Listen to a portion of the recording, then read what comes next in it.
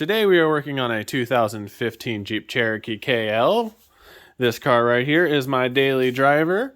It seems to be having some electrical gremlins that we are going to try to solve. It has 86,191 miles.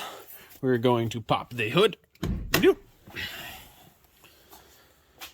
And the electrical gremlins that we're facing today is that it seems to have a voltage drop when idling, and you'll see it in this video right meow.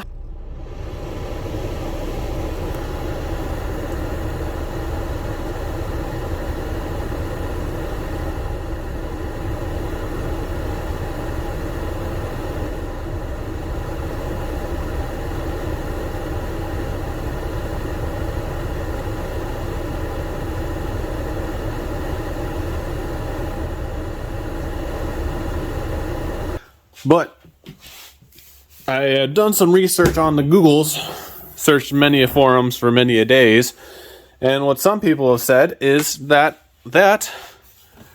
battery sensor right there, it is the IBS or intelligent battery sensor, seems to be going bad, or it might be the alternator. But the cheaper route is to try to do that guy, and we're going to get some additional light in here because my hood seems to be blocking the accelerated lumens of the trifold light.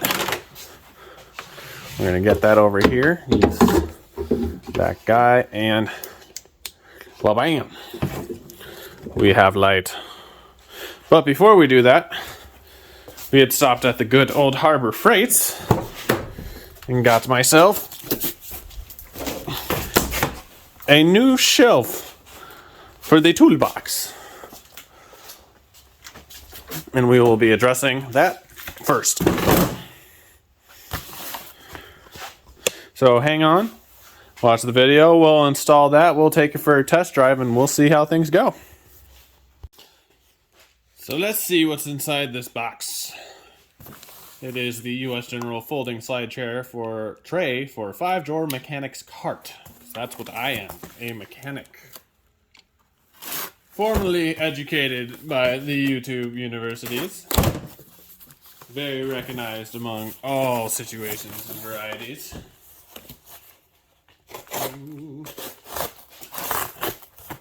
Razor blade action. Looks like we have some hardware.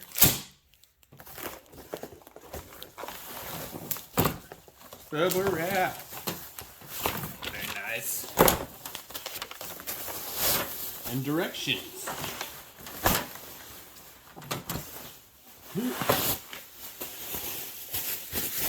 Yeah.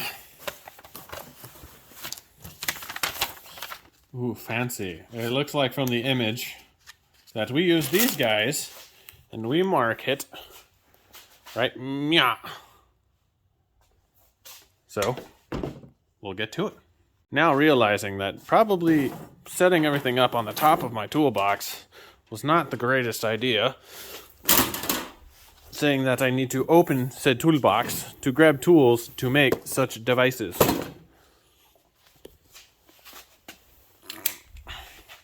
Picking things up off floor because I throw things. Alright, it looks like we need to undo those fasteners, which should be fun because that's just oodles and oodles of room. Those ones, pull those out and replace with said hardware, which is right. Yeah. Half of the job is always looking for the parts. So I think the easiest way to get to those is probably with one of these guys. Let's see, are we a 13? Aha! Eureka! We'll start loosening once we go the right direction. Yeah. Working on Harbor Freight equipment with Harbor Freight equipment. Cheapo stuff, but this was my first wrench set. If it works, it works. I can't complain there. Except for when it doesn't work, and I have to end up buying premium Harbor Freight Icon wrenches and ratchets. No, you go there. Actually, magnetic tray action. Yeah. All right, that's one down.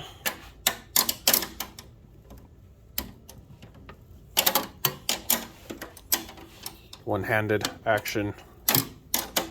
Assemble. Aha.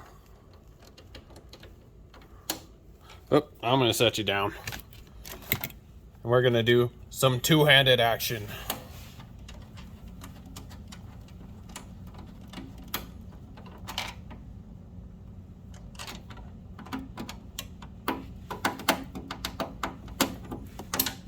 That is shifting. So, before the rest of this gets too eerie, we're going to grab said hardware and stick it in hole before hole moves. Doesn't look like hole's gonna move. Knife. Yeah. I don't believe I actually cut anything there. Other magnet tray power.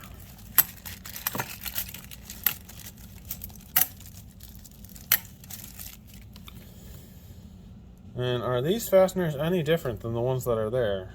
So I'm guessing they just want me to go backwards from the way that I installed these. Additional hardware not needed. Let's go take a look at this. So if we're going to be mocking up said stuff, one-handedness. So this tray goes up, and that guy will have to get mocked there. So we'll do something like meow. I might have to put you guys down one more time.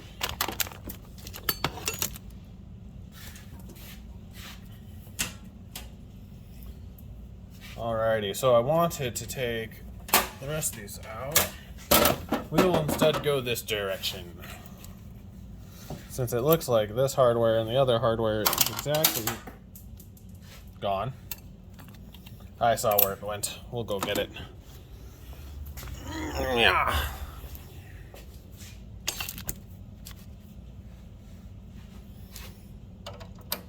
You hold well this way, will you? That looks like it's suitable.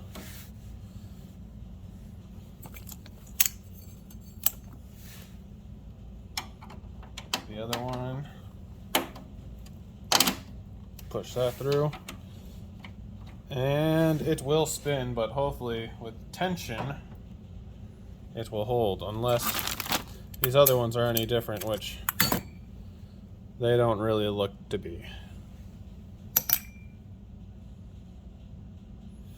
Or I could go and stick that through the other side. Actually, yep, that's what we're going to do. We're going to remove all of these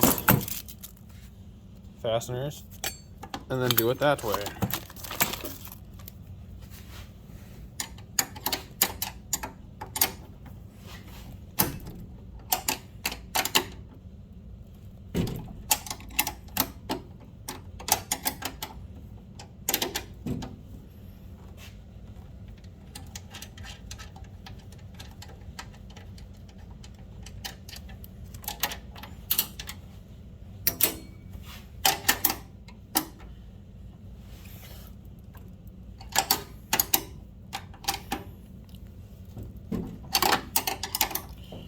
Loosening, not tightening.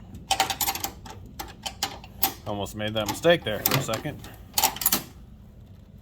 And these are soft nuts. Huh. Easily stripped.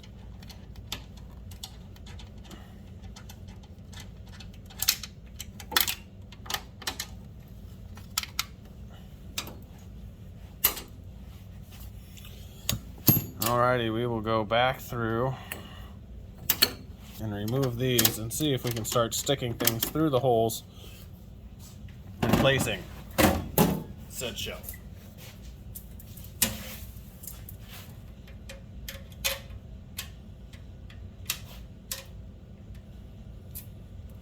And that does fit ever so delicately. Right there. Might need to drop this fastener.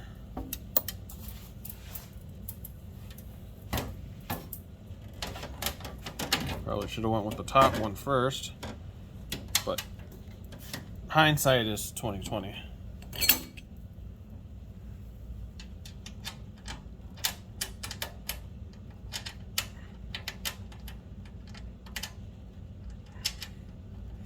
Tighten with the power of luck.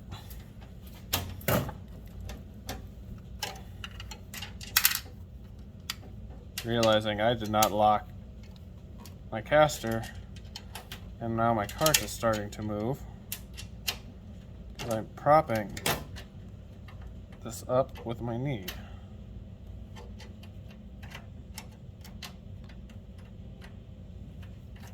Aha! Fastens. We have one. Very loosely, but we have one. Now let's see from there. We can get one on the other side. We'll get you over there. And actually going through the top this time. Forcefully. Haha. We're getting somewhere. Is it where it's supposed to go? I don't want to answer that question. But is it somewhere? Yes.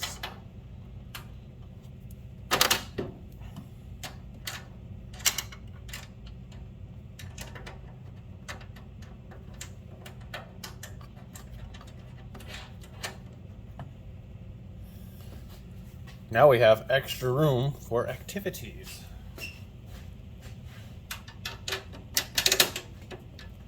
Oh, you can't see what I'm doing. Not that you could really see past my hand anyway.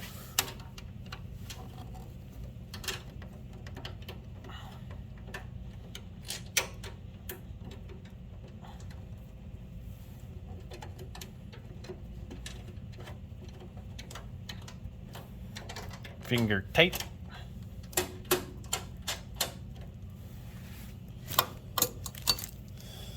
And trusty Harbor Freight tools for Harbor Freight equipment. See if we can actually go the right direction this time and tighten. Get to the finger tightness first.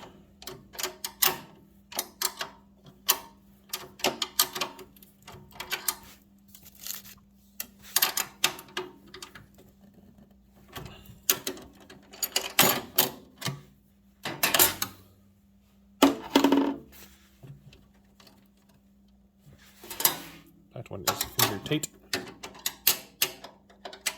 You know, I have actually better tools for this. Now that my reality is set in, put that one back and actually grab, ta-da, other Harbor Freight tools.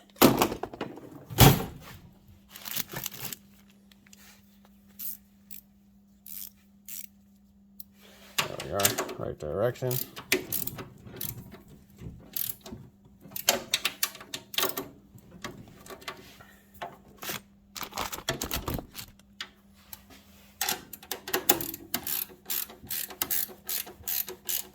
And that's probably just spinning. Oh, no, it is. There we go.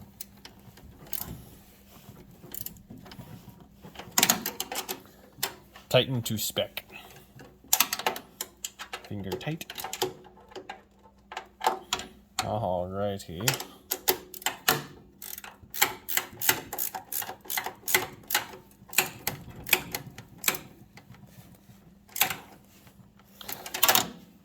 Ha! We have shelf. Stuff. Now that we have that there, let's go ding my door into it. Open up. This is the product at hand. Battery sensor. Let's pop this thing open.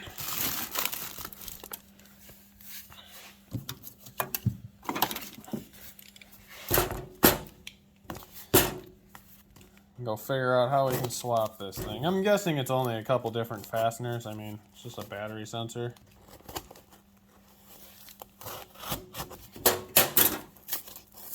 This is a weird box. Power! Let's just go cut everything.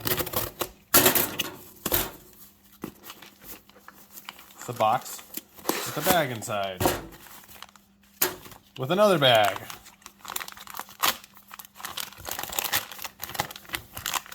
And official battery sensor, Chrysler Mopar. But it says Bosch on it. See that? Can we get this in the light? So, let's see if we can get that in focus. Bosch. Now that we have parts, why are my lights on? Let's see. Aha! Lights are off now. Looking at installed part. Right, yeah. We'll pull this out to get a real apples to apples. Looks close enough right now, and it looks like we just need to loosen that nut right there. And that one, take off that battery connector, and we'll be good to go. So we'll get on that. What do you think? You think that's 8 mil? All I know is it's tiny. Probably tinier than I have. Except for these super tiny sockets that I just have random. Too big. Too small, actually.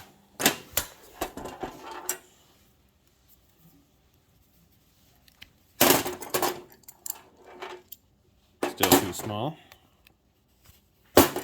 Next. This one's a little too big. So too big was a 7/16. Watch it be a 10 mil. Oh, deep 10 mil, and gotta give it to this. This is vintage snap-on. So we'll pop that one off, and then I have a feeling that the other one on there is also 10. Yep, so that will work for that. And we're guessing, I'm going to say 13 for that other one. 12.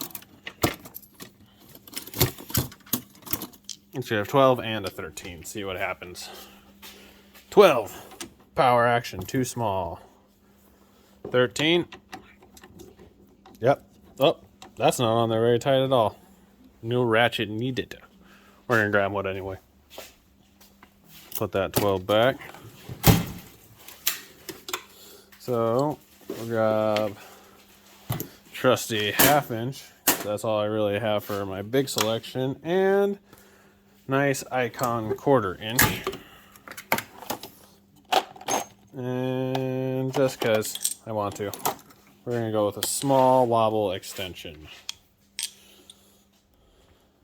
We're going to undo. Actually, we'll go over here. Extra extensions.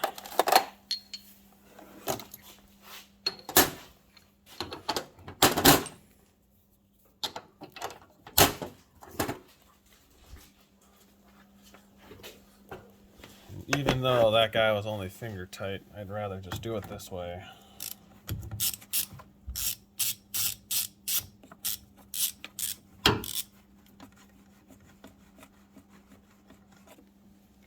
Loosened. We'll remove that guy.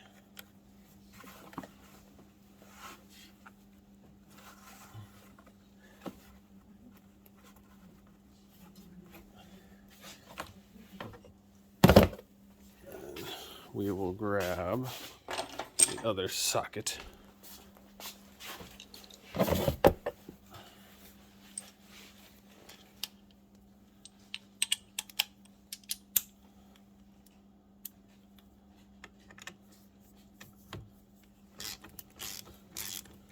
Definitely a tighter fit on that one. and wants to come with everything. We'll take a look at that connector. Looks like just power that down, pop it right off. Now we'll do our true side by side, see if these are actually the same part. Looks similar to me. Battery connection, battery connection. That one seems to be copper right there, unless that is too and just more slightly corroded. We'll see if this will thread onto that one. And it does. Now the real test is this one also say Bosch. And it does. Mopar parts created by Bosch. Move towards the installation.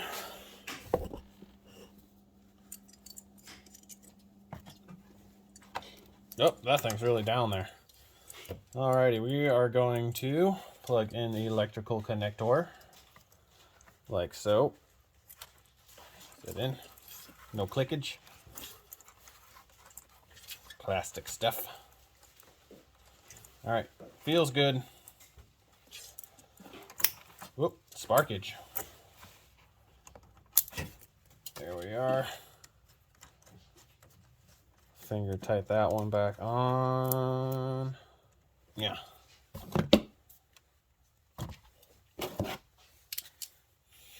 And I know this is ½ inch, and you guys are probably like, you're going to strip the living hell out of that. Can't really do much, I can only torque it to where my hand is.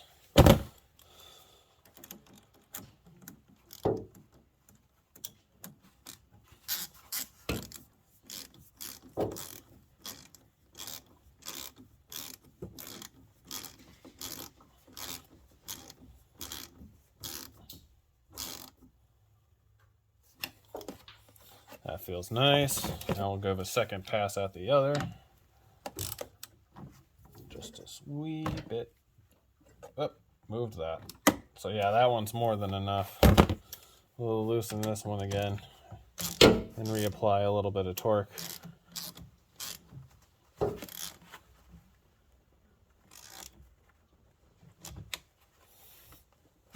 Nice and tight.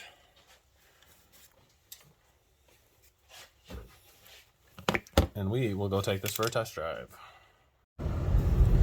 Alrighty, now that we are outside the neighborhood, we're just going to drive around for a little bit, get the car kind of just, moving around.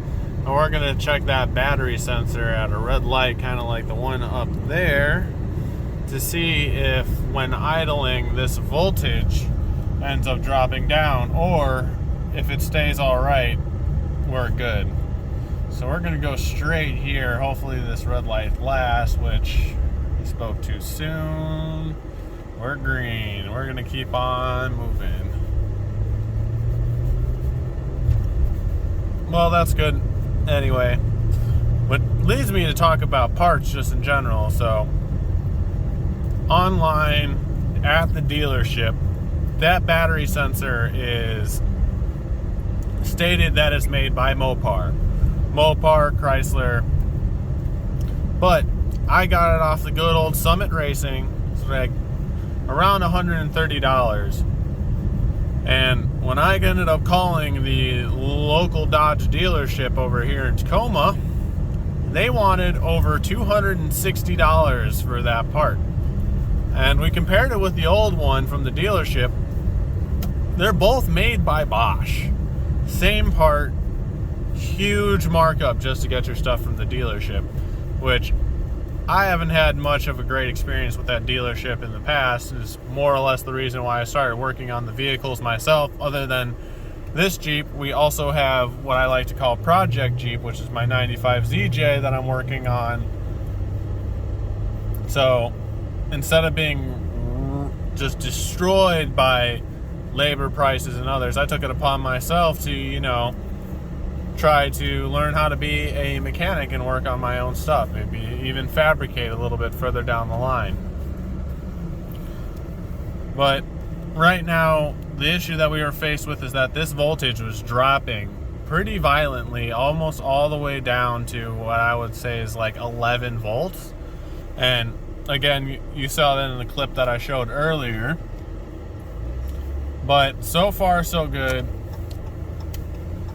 Right now, we're doing all right on voltage. I'm gonna find a place to turn around, and then I might just pull over to idle for a little bit, because I think the car is driven enough to where if it was going to show the signs of that happening again, it would already have happened. But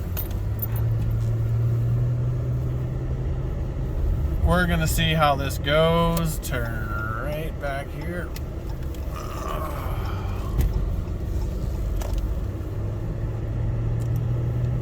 For granted, this wasn't the issue, but the car feels good while driving right now. We will have to pull off to really see if that issue is persisting, but the car's doing good so far. And the reason I thought that this was the sensor and not the alternator is that I didn't have voltage drops anywhere else other than idling, and everything else was running fine. And I mean, I've had an alternator go bad on me in the past in an old Hyundai that I used to daily drive, and even while I was driving, even at like sustained RPMs, I would be losing the electrical. That was not the case with this vehicle right now. We've got a church coming up here. I think that I am just going to pull in.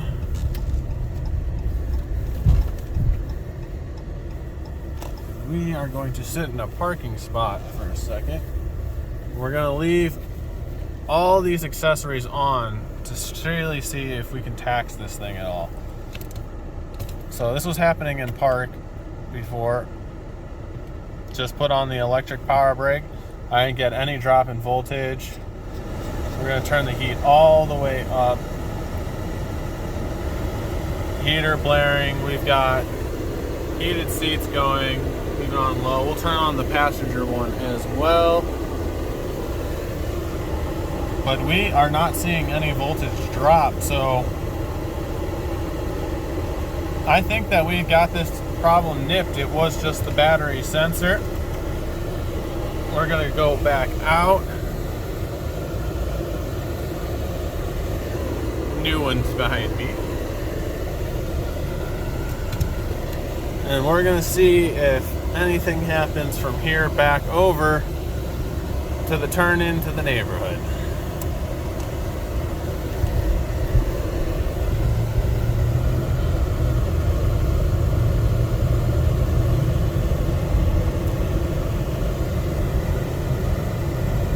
So far, so good, no problems. This is going to be another short-lived red light.